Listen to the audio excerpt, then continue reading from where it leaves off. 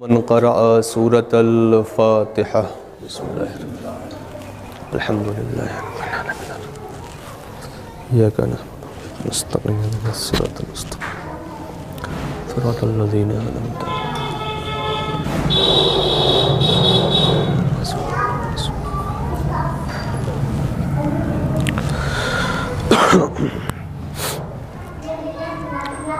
لا حول ولا قوة إلا بالله العلي العظيم. أعوذ بالله من الشيطان اللعين الرجيم. بسم الله الرحمن الرحيم. الحمد لله رب العالمين والصلاة والسلام والتحية والإكرام على أشرف الخلائق أجمعين حبيبنا وحبيب قلوبنا وطبيب نفوسنا أبي القاسم محمد مصطفى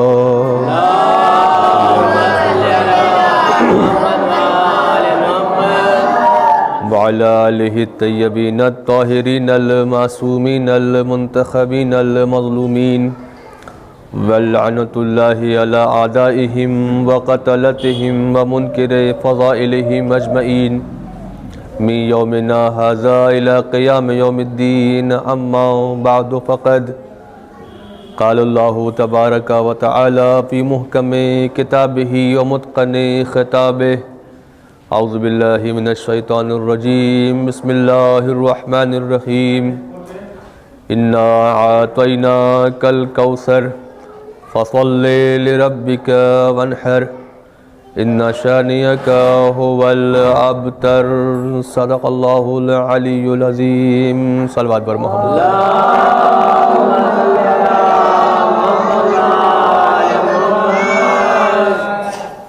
برادران ایمانی، روز شہادت بنت رسول حضرت فاطمۃ الزہرا سلام اللہ علیہا 3 جمادی الثانی سن 11 ہجری رسول کی اکلوتی بیٹی کی یوم شہادت ہے، اور یہ مجلس اس دن منعقد ہوئی ہے جو دن یوم شہادت کے نام سے جانا جاتا ہے. سیدہ کے فضائل کے حوالے سے اور وہ نام جو قرآنی نام ہے، بہت سارے القاب ہیں فاطمۃ الزہرا سلام اللہ علیہا کے، اس میں ایک لقب کوثر بھی ہے.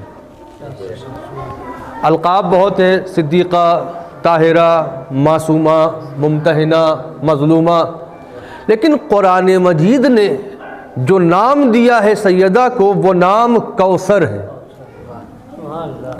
کوثر آپ کا قرآنی نام کوثر ہے. سورہ انا قرآن مجید کا سب سے چھوٹا، سب سے مختصر سورہ، 3 آیتوں پر مشتمل سورہ ہے، لیکن 3 آیتوں پر مشتمل یہ سورہ عظمتوں کے اعتبار سے اتنا عظیم ہے کہ جب زمانے جاہلیت میں طریقہ یہ ہوا کرتا تھا، بس ذرا سے تمہیدی گفتگو اس کے بعد میں فضائل بیان کروں گا سیدہ کے. زمانے جاہلیت میں ہوتا یہ تھا کہ عرب کو اپنے اوپر بڑا ناز تھا کہ ہم عرب ہیں، دوسرے عجم ہیں. ذہنیت ان کی یہ تھی کہ ہم بڑے ہیں اور جتنے بھی عرب کے علاوہ وہ سب کیا ہے؟ عجم ہے. عجم کے معنی گونگا ہوتا ہے.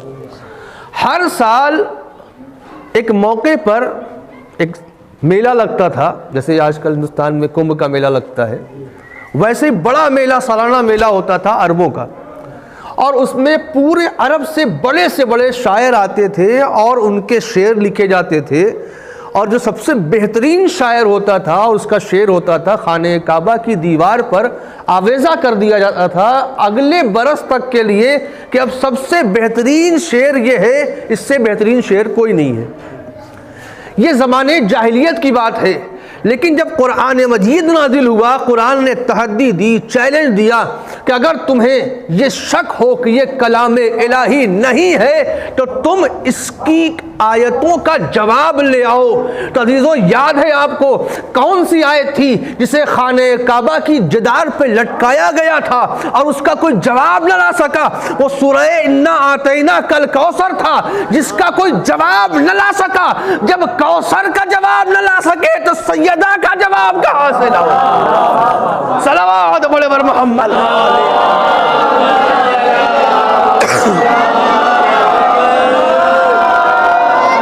اور انہوں نے لکھا ان تینوں آیتوں کے نیچے کہ لیسا بہذا کلام البشر، یہ کسی بشر کا کلام نہیں ہے، کسی بشر کا کلام نہیں ہے۔ عزیزوں کوثر کے بارے میں کہا گیا کسی بشر کا کلام نہیں ہے، اور یہ بھی حقیقت ہے کہ نور سیدہ فاطمہ الزہرا، حضرت علی، پنجتن پاک، چہاردہ معصومین کے انوار طاہرہ منتقل ہوتے رہے۔ زیارت وارثہ میں آپ پڑھتے ہیں اشہد انک کنت نورا فی الاصلاب الشامخہ والارحام المطہرہ، ہم گواہی دیتے ہیں کہ آپ بلند صلبوں اور پاکیزہ رحموں میں منتقل ہوتے رہے، لیکن سیدہ کی زیارت میں کہیں نہیں ہے، اس لیے کہ یہ سیدہ کی طہارت کا اور اس بطول ہونے کی عظمت کا نشان ہے کہ اللہ نے بصیرت پاکیزہ رحم اور پاکیزہ صلب کے بھی اس نور کو صلبوں میں منتقل نہیں کیا۔ سب کے نور منتقل ہوئے لیکن فاطمہ کا نور صلبوں میں منتقل نہیں ہوا۔ میں آ رہا ہوں اسی سورہ کی طرف۔ سیدہ کا نور صلبوں میں اور ارحام میں منتقل نہیں ہوا، علی کا نور ہوا، محمد مصطفیٰ صلی اللہ علیہ وآلہ وسلم کا نور ہوا، حسن مجتبیٰ کا نور ہوا۔ 13 معصوموں کے نور منتقل ہوتے رہے، لیکن یہ نور وہ تھا جسے اللہ نے آسمان کے پردوں میں ایسا چھپایا تھا کہ جناب آدم سے آواز دی، آدم ہر جگہ جانا لیکن یہاں نہ آنا۔ آپ کو پتا وہ کون سی جگہ تھی؟ روایتوں میں یہ ہے کہ آدم کو جو روکا گیا تھا، آدم پوری جنت میں ٹہل لینا، سب تمہارا ہے گھومنا، لیکن اس جگہ نہ آنا۔ کون سی جگہ تھی؟ یہ وہ جگہ تھی جہاں نور سیدہ کو رکھا گیا تھا، جہاں سیدہ عبادت کیا کرتی تھی بحیثیت نور کے۔ آپ آدم اگر قریب نہیں گئے، منع کر دیا کہ اگر یہاں آؤ گے فتکون من الظالمین، تم ظالموں سے ہو سکتے ہو۔ آدم کو روک دیا گیا، وہاں نور سیدہ کا گھیرا تھا۔ اب یہ نور وہاں رہا، اللہ نے منتقل بنایا۔ اب آیا کیسے؟ میں نے جو آیت پڑھی آپ کے سامنے، سورہ مبارکہ کوثر، انا اعطیناک الکوثر، اس کی فضیلت بیان کر دوں تاکہ آپ اکثر جو ہے نمازوں میں اسے پڑھیں، ورد میں رکھیں۔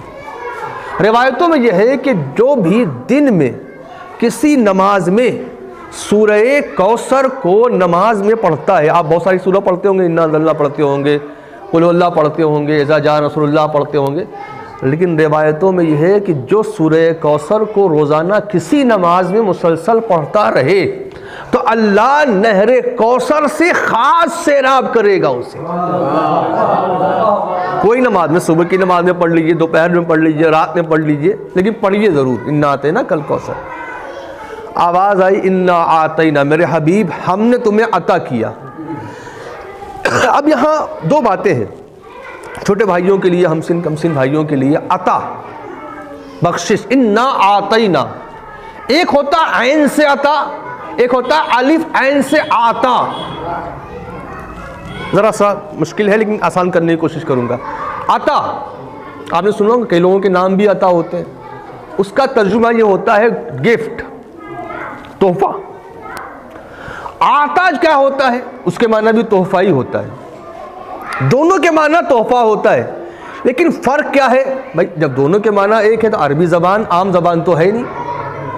عطا کے معنی بھی تحفہ، گفٹ، آتا کے معنی بھی گفٹ، لیکن عطا جو عین والا ہے اس کے معنی ہوتا ہے عام تحفہ، لیکن قرآن نے لفظ عطا استعمال نہیں کیا، لفظ آتا استعمال کیا ہے۔ بتانا یہ ہے کہ اے میرے حبیب، یہ سیدہ میری جانب سے تمہیں خاص تحفہ ہے جسے میں نے نہ آدم کو دیا، نہ موسیٰ کو دیا، نہ عیسیٰ کو دیا، نہ ابراہیم کو دیا۔ یہ خاص ایسی عطا ہے کہ جیسی تبلیغ تمہاری تھی میں نے ویسے ہی عطا تمہیں دے دی۔ صلوات پڑھے بر محمد۔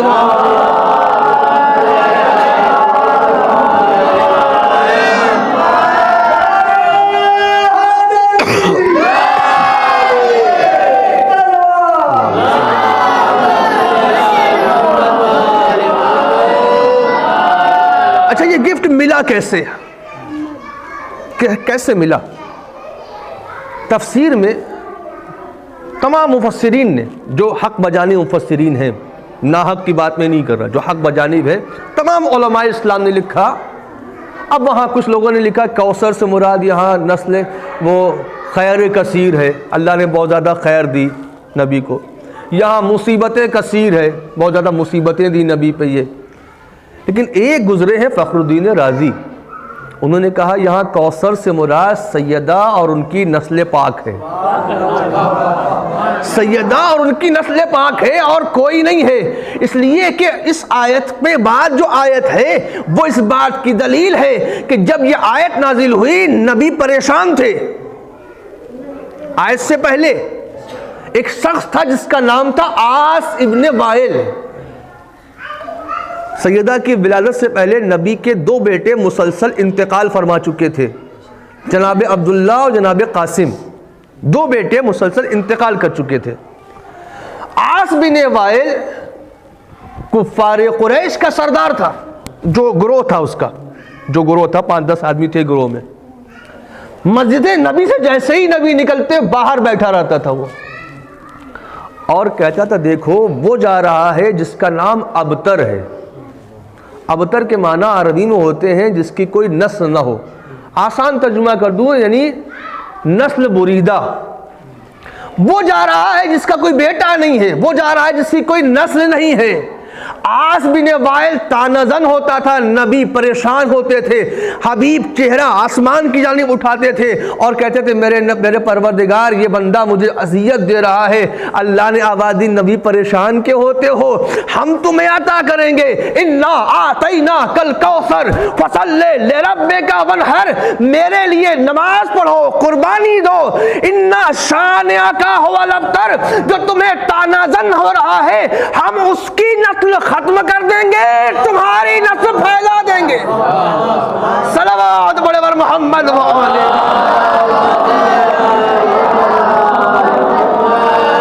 اپنی تاریخ نے لکھا کہ سب کی نسلیں ختم ہو گئیں، نسل رسول باقی ہے. اور دنیا کے ہر علاقے میں جہاں بھی دیکھیں گے رسول کی نسل نظر آئے گی سیدہ سے. یہ میں نے اس لیے کہا کہ کہیں کوئی اعتراض نہ ہو کہ کس سے چلی. امت یہ ضرور کہہ رہی ہے کہ 4 اور بیٹیاں تھیں، چلیے ٹھیک ہے مان لیتے ہیں صاحب تھیں. جناب ام کلثوم کا نام بھی لے آئے، جناب زینب کا بھی نام لے آئے، ٹھیک ہے مان لیتے ہیں. لیکن فضیلت تو سیدہ کو ملے گی، اس لیے کہ نسل رسول کسی سے نہیں چلی ہے، یا رسول کی نسل چلی ہے سیدہ فاطمہ زہرا سے. سیدہ فاطمہ زہرا سے کیسے؟ اس لیے کہ خدیجۃ الکبریٰ کو جو بیٹی ہوئی اس کا نام تھا فاطمۃ الزہرا، اور فاطمۃ الزہرا سے جو نسل چلی آج ہی پوری کائنات میں نسل کثیر بن کر یہ سادات کی نسل موجود ہے، جو بتا رہی ہے یہ بات الہی ہے. دشمن نسل بریدہ ہو گیا، رسول کی نسل کثیر پھیل گئی. صلوات بڑے بر محمد و آل محمد.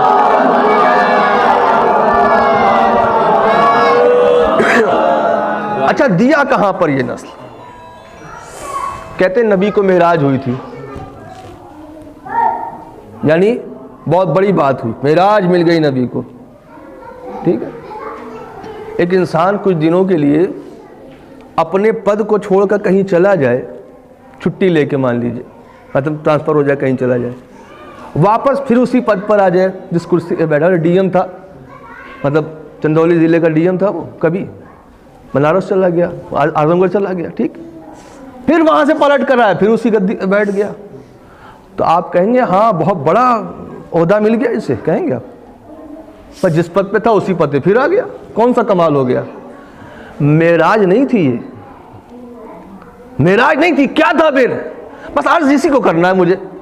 انا اعطیناک الکوثر، میرے حبیب ہم نے تمہیں کوثر عطا کیا، گفٹ میں کوثر دیا. کوثر حضرت فاطمہ زہرا. کب دیا؟ کب دیا؟ بظاہر ہے جب یہ نور نسلوں میں منتقل نہ ہو تو کیا اللہ اس نور کو جبریل کے ذریعے سے بھیجے گا؟ قطعاً ہو ہی نہیں سکتا. روایت میں یہ ہے کہ حضرت محمد مصطفیٰ صلی اللہ علیہ وآلہ وسلم جب معراج کے لیے گئے، کہتے ہیں کہ معراج ہوئی نبی کو، اور وہاں نبی کو یہ دکھایا گیا چوتھا آسمان ہے، یہ پانچواں آسمان ہے، یہ کرسی ہے، یہ جنت ہے، یہ فلاں ہے، ٹھیک ہے۔ تو آپ اس کے ایسے سمجھ لیں کہ رسول کو معراج ہی لوگوں نے کہا بہت بڑی فضیلت ہو گئی، اللہ نے جنت دکھانے کے لیے بلایا تھا نبی کو، نہیں عزیزو، جنت دکھانے کے لیے نہیں بلایا تھا۔ اور آسان کر دوں مثال سے واضح کرنے کے لیے، مثلا آپ سب اکثر بنارس سے آئے، ٹھیک ہے، اکثر لوگ بنارس سے ہی آئے، اب یہاں رہ رہے، اب 1-2 مہینے یا 5 سال تک کوئی بنارس نہیں گیا، مثال کے طور پہ 5 سال نہیں گیا، اب 5 سال کے بعد اب وہ پلٹے اپنے ہی جگہ پر، سب بیچ باچ کر آیا ہے، ٹھیک ہے، اس کے پڑوسی ہیں، اس کے محلے والے ہیں، اس کے رشتہ دار ہیں، چچا ہیں، بابا ہیں، خالو ہیں، سب لوگ ہیں۔ ان کا ایک دوست بھی تھا جو ساتھ میں گھومتا ٹہلتا تھا، وہ کہے کہ صاحب مثلا کوئی نام لے لیں یہاں پہ، آئیے ہم آپ کو بنارس کی گلیاں دکھا دیں، آئیے دراصل میں گھاٹ دکھا دیں آپ کو، آئیے سریا امام باڑہ چلیے بہت اچھا ہے، چلیے دیکھ لیتے ہیں۔ غور کیجئے گا کہ کہتے ہیں جنت دکھانے کے لیے بلایا تھا حبیب کو، مگر جنت دکھانے کے لیے نہیں بلایا تھا، بس مثال سے واضح ہو جائے گا۔ آپ کا دوست آپ کو پکڑے اور کہے لاٹ سریا چلیے بڑا اچھا امام باڑہ بنا ہے وہاں پہ، آپ کہیں گے ہم کو دکھا رہے ہو، ہم کہیں باہر سے آئے کیا، ہم تو یہیں کے رہنے والے ہیں، ہمیں کیا دکھا رہے ہو؟ کہ آئیے ہم دہاس عمر گھاٹ گھما دیں، مطلب دہاس عمر گھاٹ ہم گھومے نہیں ہے کیا، ہمیں گھمانے کے لیے آئے ہو تم؟ کہا یہ چوک دالمنڈی گھما دیں آپ کو، وہاں بڑے اچھا سامان سستا سامان ملتا ہے۔ کہا ہمیں پتہ ہے یار، ہمیں کیا گھما رہے ہو؟ تو جو جہاں کا ہے 10 سال بعد بھی جائے جگہ نہیں بھولتا، جگہ نہیں بولتا، اگر کوئی کہے بھی تو جواب دیتا ہے ہمیں کیا گھماؤ گے، ہمیں تو پتہ ہی ہے یہاں یہ ہے وہاں وہ ہے۔ بس نبی کو جنت دکھانے کے لیے، کوثر دکھانے کے لیے، حور و تسلیم دکھانے کے لیے نہیں بلایا تھا، نور فاطمہ کو ودیعت کرنا تھا، لہذا نبی کو معراج عطا کی۔ صلوات بڑے بر محمد و آل محمد۔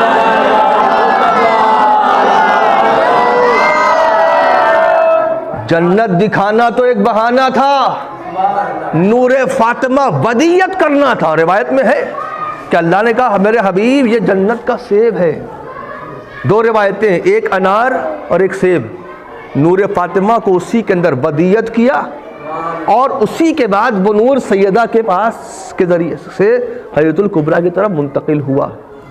اللہ نے جس نور کے انتخاب میں اتنی احتیاط رکھی ہو، کتنی محبت کرتا ہوگا اس نور سے، کتنی محبت ہوگی اس نور سے۔ اتنی محبت تھی کہ جب سیدہ آتی تھی، تمام علماء اسلام نے لکھا کہ جب سیدہ آتی تھی تو حبیب کبریا کھڑے ہو کر استقبال کرتے تھے، اپنی مسند پہ بٹھاتے تھے۔ سارے انبیاء جس کا احترام کریں اسے محمد کہتے ہیں، اور خود محمد ختم مرتبہ جس کے احترام کے لیے اٹھے اسے سیدہ کہتے ہیں۔ یہ عظمت تھی عزیزان گرامی۔ گفتگو طویل نہ ہو لیکن یوم شہادت بھی ہے اور اسی مہینے آپ کے ولادت کی تاریخ بھی ہے۔ 2-4 باتیں اور ختم دعا۔ اگلی آیت جو ہے فَصَلِّ لِرَبِّكَ وَانْحَرْ، میرے حبیب نماز پڑھیے اور قربانی دیجیے۔ ظاہر ہے جب انسان کو بڑے عہدے چاہیے ہوتے ہیں تو بڑی قربانیاں دینی پڑتی ہیں، بڑے عہدے کے لیے بڑی قربانیاں، جتنا بڑا عہدہ چاہیے اتنی بڑی قربانی دینی پڑے گی۔ قربانی کا مطلب یہ ہے کہ امتحان دینا پڑے گا، اور اگر اللہ کے نزدیک مکرم ہونا ہے، محترم ہونا ہے، باعزت ہونا ہے تو وہاں امتحانات ایسے نہیں ہے، مصیبت دے کر امتحان آزمایا جائے گا، اور جو ثابت قدم رہ گیا وہ اللہ کی بارگاہ میں عظیم ہوگا۔ تو اہل بیت کوئی نہ کہے کہ اہل بیت کی عظمت اتنی زیادہ کیوں ہے، اہل بیت کے مصائب اتنے زیادہ ہیں، اللہ نے عظمتیں بھی اسی اعتبار سے دی ہیں، اسی لیے عظمتیں ہیں، اس لیے کہ انہوں نے قربانیاں پیش کی ہیں، پوری کی پوری نسل ختم ہو گئی۔ فخر الدین رازی اسی سورہ کی تشریح اور تفسیر میں لکھتے ہیں مجھے تعجب ہوتا ہے کہ کائنات میں جس نسل کو سب سے زیادہ قتل کیا گیا وہی نسل پوری کائنات میں پھیل گئی. کس نسل کی بات کر رہے تھے؟ نسل فاطمہ کے بارے میں گفتگو کر رہے تھے. بھائی بغداد میں دیوار کا گارا بنایا گیا سادات کے خون سے. نسلوں کو قتل کر دیا گیا. کربلا میں سب کو قتل کر دیا گیا, فقط ایک بچا بس. کہتے مجھے تعجب ہوتا ہے کہ کیسے یہ بچ گئے, زندہ کیسے ہیں, دنیا میں ہیں کیسے, معلوم کیسے ہو. میں کہوں گا فخر الدین رازی یہ خود سے باقی نہیں ہے, ان کو باقی رکھنے میں مشیت کا ارادہ ہے. اگر مشیت چاہ لے تو وہ ایسے بچاتی ہے جیسے ماہی کے شکم میں یونس کو بچا لیا. جو خدا مچھلی کے پیٹ میں یونس کو بچا سکتا ہے وہ دنیا میں اپنے قدرت سے نسل فاطمہ کو بھی آباد کر سکتا ہے. اس میں تعجب کی کوئی بات نہیں ہے, یہ تو مشیت الہی ہے, اللہ کی مشیت ہے. اور پھر آخری آیت فَصَلِّ لِرَبِّكَ وَانْحَرْ. دشمنی کیوں ہے؟ دشمنی کسی شاعر نے بڑا اچھا کہا کہ دشمنی ہے تجھ کو علی و بطول سے. فرصت ملے تو پوچھ کبھی, وہ اگلا میں سمجھ نہیں پڑھوں گا یہاں پہ. تو کیوں یہ ہے؟ یہ اس لیے نہیں ہے کہ یہ دشمنی ہے, دشمنی کا پورا بھی سلسلہ ہے, ایک سلسلہ در سلسلہ یہ دشمنی ہے. تب یہ ہے کیا کر سکتے ہیں, کچھ نہیں کر سکتے. لیکن پھر یہاں بس پیغام دینا ہے مجھے, کیونکہ مجلس کا ایک پیغام بہت ضروری ہے. کیونکہ اگر یہاں بیٹھے ہیں آپ 50 آدمی اگر ہیں تو ہر آدمی کا 50 گھنٹہ, 50 آدمی یہاں موجود ہیں تو صرف 1 گھنٹہ نہیں ہوا, صرف میرا 1 گھنٹہ نہیں ہوا, ہر آدمی کا 1 گھنٹہ کاؤنٹ کرا جائے گا.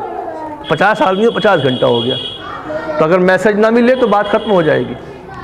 ہر ایک کی ذمہ داری اس مقام پہ بنتی ہے اہل بیت علیہ السلام کے وسیلے سے اپنے کردار کو بلند کرے. اس لیے کہ انہوں نے قربانی اس لیے نہیں دی کہ ہم فقط ان کے غم میں روئیں. رونا بھی ضروری ہے, رونے سے کوئی انکار نہیں ہے, لیکن رونے کے ساتھ ساتھ اپنے کردار کو بھی بلند کرنا ہے. چھٹے امام فرماتے ہیں جب تم معاشرے میں لکھ لو تو دیکھنے والا دیکھ کر کہے کہ کیا بہترین نسل ہے, کیا بہترین لوگ ہیں جن کی تربیت صادق آل محمد نے کی ہے. اور پھر حدیث مولا کی ہے کونو لنا زینن ولا تکونو علینا شینن. اے میرے شیعوں, اے میرے چاہنے والوں, ہمارے لیے عزت کا ذریعہ بننا, ذلت و رسوائی کا ذریعہ نہ بننا, اس لیے کہ کل ایسا نہ ہو جائے سماج میں چور نکل آئے. شیعہ یہ چوری کرتا ہے, یہ کیسی تعلیم دی ہے جعفر صادق نے. کیوں؟ اس لیے کہ کلاس کے اندر ہر قسم کے بچے ہوتے ہیں. آپ 10-20 بچے پڑھ رہے ہیں, لوگ برے بچے کو دیکھ کر استاد پہ انگلی پہلے اٹھاتے ہیں. کیا پڑھایا آپ نے, دیکھیے گھر جا کے چوری کرتا ہے. ارے بھائی یہ چوری کر رہا ہے تو وہ دیکھیے نا, وہ گھر بچہ جو جا کے ماں باپ کی خدمت بھی کر رہا ہے, اس کو بھی تو دیکھیے. لیکن انسان برائیوں پر نظر پہلے رکھتا ہے, اچھائیوں پہ نگاہ بعد میں جاتی ہے. لہٰذا اب ذمہ داری استاد کی عزت کی آ گئی, تو جب بات عزت ائمہ کی آ جائے گی تو ذمہ داری بڑھ جائے گی ہماری. دنیا چاہے جہاں جائے, بس یہاں گفتگو میں مجلس میں اس لیے کہتا ہوں کہ دنیا چاہے جہاں جائے ہمیں مقصد نہیں ہے, لیکن اہل بیت کے چاہنے والوں کو اسی راستے پر رہنا چاہیے جس پر وہ چاہتے. اس لیے کہ اگر امتحان میں آپ نے, ایک انسان ہے جو سادے پنے چھوڑ کر آیا ہے, وہ فیل ہو جاتا ہے تو ہو جایا کرے, اسے فیل ہونا ہی چاہیے نا, کہ نہیں ہونا چاہیے. لیکن ایک انسان ہے کاپی بھر بھر کے آ رہا ہے. کچھ لوگ ہیں نا بورڈ کا ایگزام دیتے ہیں, کیا لکھا, کہانی لکھ دیا, پوری بھر دیا. تم نے کیا لکھا, ہم نے تو پورا وہ شعر شاعری لکھ دیا. اچھا تو بھرا ہوا ہے نا, لیکن ایگزامنر اگر صحیح ہوگا تو نمبر دے گا, نہیں دے گا. ہاں اگر ایگزامنر کو یہ ہے کہ ہمیں نمبرنگ کرنی ہے تو دے دے گا, لیکن یہ دنیاوی ایگزامنر نہیں ہے, یہ اللہ کا بیٹھا ہوا ہے. ایک ادھر بیٹھا ہے, ایک ادھر بیٹھا ہے, تو دونوں امتحان کی کاپیوں کو دیکھ رہے ہیں. جو سوال ہے وہی جواب ہونا چاہیے, تب تو اہل بیت کی نگاہوں میں سرخرو ہوں گے. یہ قربانیاں آسان نہیں آتا داران مظلوم کربلا. ہم عام دنوں میں سیدہ کو پرسہ دیتے تھے, سیدہ کو پرسہ دیتے تھے کس کا, امام حسین کا. بی بی آپ کو آپ کے بیٹے کا پرسہ. اے ملکۃ العرب کی بیٹی فاطمہ رسول کی اکلوتی بیٹی سیدہ، آپ کو ہم آپ کے بیٹے کا پرسہ دیتے ہیں، آپ کو آپ کے حسین کا پرسہ، آپ کو علی اکبر کا پرسہ۔ آج کے دن جو ہم بیٹھے ہوئے ہیں، آج وہ امام بھی آئے ہیں، اے امام حسین آپ کو آپ کی والدہ گرامی کا پرسہ، اے حسن مجتبیٰ آپ کو آپ کی والدہ گرامی کا پرسہ، اے علی اکبر آپ کو آپ کی دادی کا پرسہ، اے علی مرتضیٰ آپ کو آپ کی زوجہ کا پرسہ۔ آج جو ہم بیٹھے ہوئے ہیں، آج سے پہلے جو ایام تھے وہ ایام حسین کے نام سے مشہور تھے، آج جو ایام ہے وہ ایام فاطمیہ کے نام سے مشہور ہے۔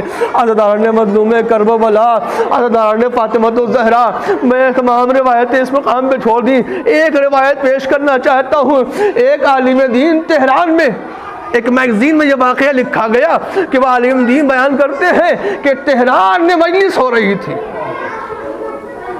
سیدہ کے مصائب پڑھے، انہوں نے کہا کہ سیدہ کی پسلیاں ٹوٹ گئی تھیں۔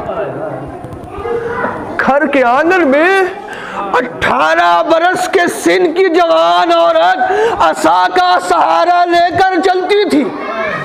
پوچھا کیوں؟ کہا اس لیے کہ پہلو شکستہ تھا، پسلیاں ٹوٹ گئی تھی۔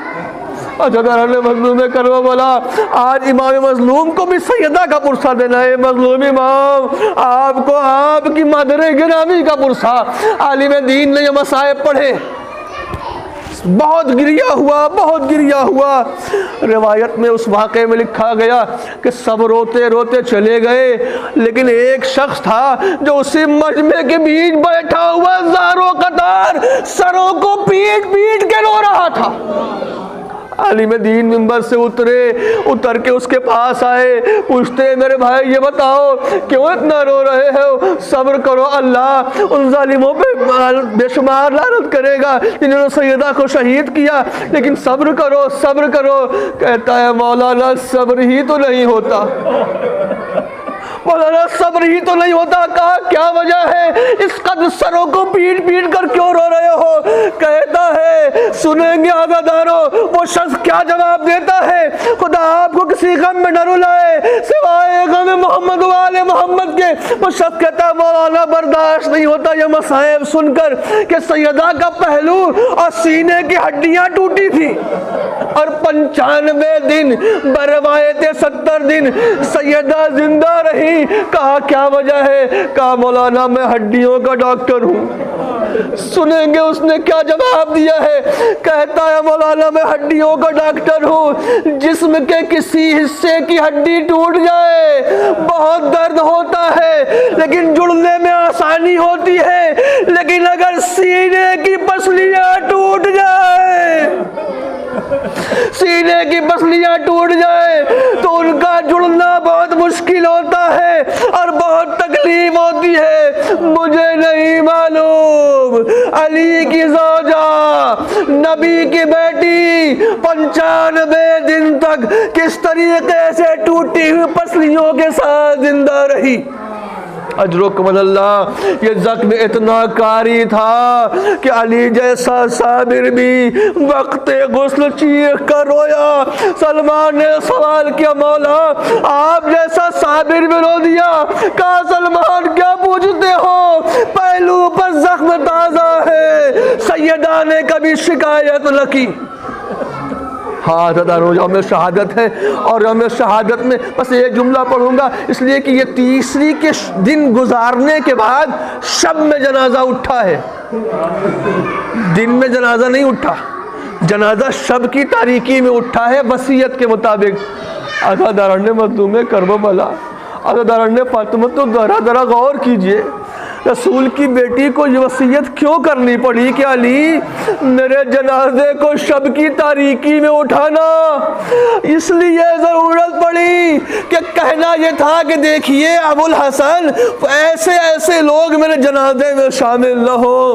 رات کی تنہائی میں جنازہ اٹھا، اب جو جنازہ چلنے کو تیار ہوا، ہمارے یہاں بھی طریقہ ہے لواحقین کو بلایا جاتا ہے، تم سب آخری دیدار کر لو۔ علی نے بھی بچوں کو بلایا، ام کلثوم ماں کا آخری دیدار کر لو، اے حسن تم ماں کا آخری دیدار کر لو، اے حسین تم ماں کا آخری دیدار کر لو، بس ختم دعا آخری مصائب کے ٹکڑے ہیں، آپ سیدہ کا پرسا علی کو پیش کر دے، امام حسین کو پیش کرے، مولا ہم حق کے ماتم ادا نہ کر سکے، جتنا بھی کیا قبول کیجئے گا۔ ایک بار حسین پائیں تھی کھڑے ہیں، عزاداران مظلوم کربلا جن کا ماتم ہمیشہ کرتے ہیں وہ بھی غم گسار ہیں، آج کے دن حسین فاطمہ کا بیٹا پائیں کھڑا ہو کر کہہ رہا ہے بابا جب تک ماں نہ بلائے گی میں نہ جاؤں گا۔ لو عزاداران مظلوم کربلا، فاطمہ زہرا کے عزاداروں، بندے کفن ٹوٹے، آواز آیا میرے حسین میری آغوش میں آ جا۔ حسین آغوش سیدہ سے لپٹے ہیں، ادھر سے جبریل نازل ہو کر کہتے ہیں ابو الحسن حسین کو ماں سے الگ کر لو، ملائے احلام کہرام بپا۔ وآخر دعوانا ان الحمدللہ رب العالمین وسیعلم الذین ظلموا ای منقلب ینقلبون۔ آنے والے عزا اور اہل عزا کی حفاظت فرما۔ میرے اللہ ہم سب کو اس وقت دنیا سے نہ اٹھانا جب تک کہ تو اور تیرے اہل بیت کی ذات ہم سے راضی نہ ہو جائے۔ پروردگار ہم سب کو اہل بیت کے لیے عزت کا ذریعہ بنانا، ذلت و رسوائی کا ذریعہ قرار نہ دینا۔ پروردگار ہم سب کے اندر بھائی چارگی اور محبت عطا فرما۔ میرے اللہ حاضرین کی جملہ نیک شرعی حاجات کو قبول فرما۔ بے روزگار مومنین کو برسر روزگار بنا، برسر روزگار مومنین کی روزی میں برکت عطا فرما۔ پروردگار بے اولاد مومنین کو اولاد صالحہ عطا فرما، جن کو اولاد عطا کی پروردگار انہیں صحت و سلامتی عطا فرما، عام زمانہ کے ظہور میں تاجیل فرما، اور ہم سب کا شمار ان کے ناصر و مددگار نے فرما۔ الہی آمین بحق محمد و آلہ الطاہرین۔ ماتم فاطمہ زہرا۔